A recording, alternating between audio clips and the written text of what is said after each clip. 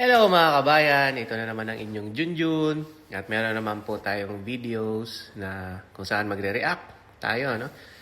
So, dalawang video po ito at ang mga sinasabi po dito sa video na to ay totoo, ano?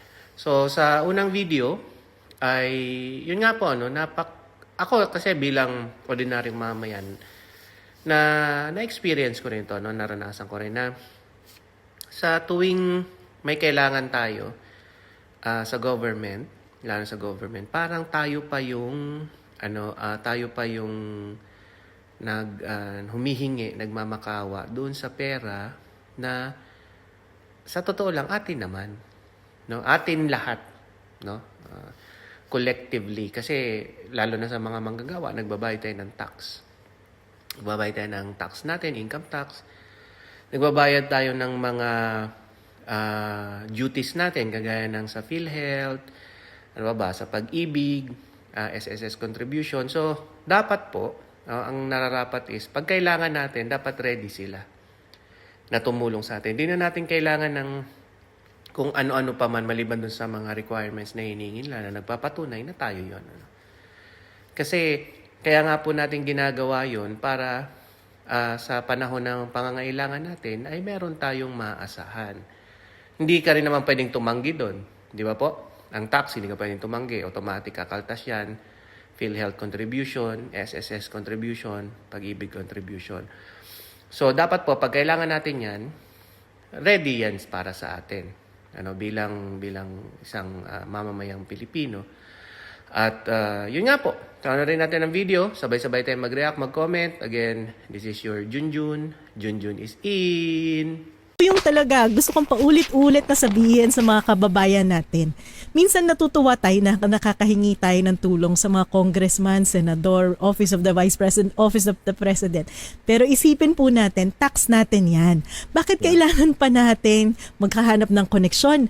Kailangan pa natin pumila, kailangan pa natin magmakaawa para ibigay sa atin itong mga assistance na to. Ang dapat pong pinatutunguhan natin, pinapalakas natin ang mga institusyon natin. Kasama dyan yung PhilHealth. Na kung maayos ang PhilHealth, naka-enroll lahat, nagbabayad sila sa mga ospital, dapat wala tayong gastusin sa healthcare natin eh. Pero kung papabayaan natin yung ganito, na babawiin, kukunin yung pera ng PhilHealth at ilalagay doon sa discretionary na pondo para may pangbigay sila sa atin, niloloko talaga tayo ng gobyerno natin. So, ayan po mga kabayan, napanood natin yung yung unang video. At doon po sa sinasabi nung nagsasalita sa video, totoo po, na parang pag binoto natin ng isang kawani ng gobyerno, parang parang tayo pa yung may utang na loob. Tama po ba yung word ko? Sana kayo magalit, no? Bilang mga botante, tayo pa yung parang may utang na loob para tama. Parang tayo pa yung may utang na loob para humingi sa kanila ng tulong.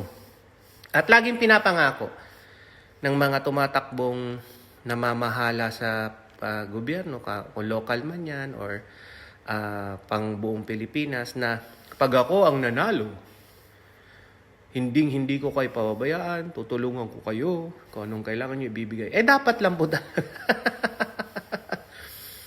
dapat lang po talaga na gawin nila yon. Kasi una-una, pera naman natin yun. Parang ganito po yan Pera natin, bibigay natin sa gobyerno.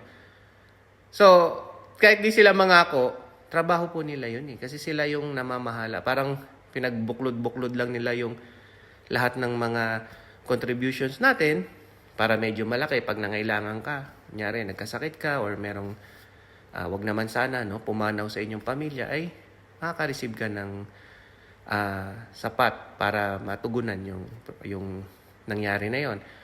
Pagdating sa, edukasyon, yung mga transportation, yung mga kalsada natin na maayos, Kasi lahat yun para sa atin yun at galing sa atin yun. Sila lang yung namamahala. So, kahit di sila mangako, dapat yun ang gawin nila. Di ba? So, ayan po.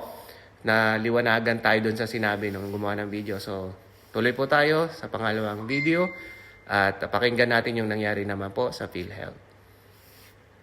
Again, with regards to the 89.9 billion Because, it's not only you, Honorable Senator, it's not only Honorable Rafi Tulfo. Everyone is texting me, calling me, saying, ba't hindi mo inisip yung health concerns ng mga tao, pera ng health yan, bakit mo ginagawa yan?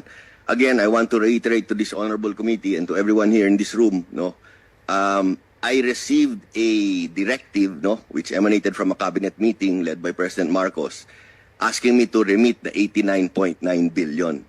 So like a good soldier, I am following them. So ayan po, napanood na rin natin yung pangalawang video. At yun lang po. Kasi alam ko, gumawa na po ako nito dati ng video na ito tungkol sa PhilHealth. At nasabi ko rin doon na bakit ibinalik pa yung ganong kalaki. Sa pagkakaalam ko po is 90 billion. Parang 89 to 90 billion.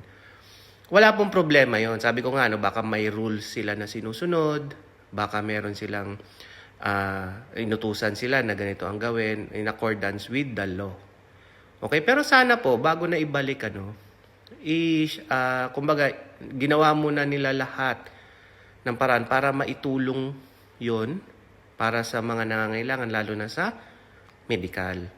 Wala naman pong problema para siguro, ito ay kailangan namin gawin ganito, ganyan. Pero sana, kasi 90 billion pesos po, napakarami pong mga nangangailangan sa ating mga mamamayan na pagdating po sa medical, yung walang pambayad, yung walang kakayanan na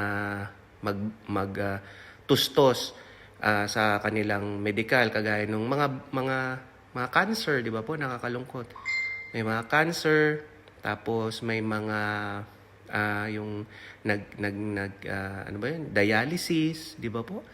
So, malaki pa sana yung naitulong kahit man hindi sila gumaling, at least napahaba man lang yung panahon nila makasama ang kanilang mga pamilya. So, kaysa po na ibalik, tapos ang dating pag naibalik napupunta lang naman sa bulsa ng ibang tao, di ba po? Nakakalungkot na yung imbis na nakatulong pa sana sa pagpapagaling, pagpapahaba ng buhay, napupunta lang sa bulsa ng iilan. So ayan mga kabayan, maraming salamat. Again, this is your Junjun. Junjun is out.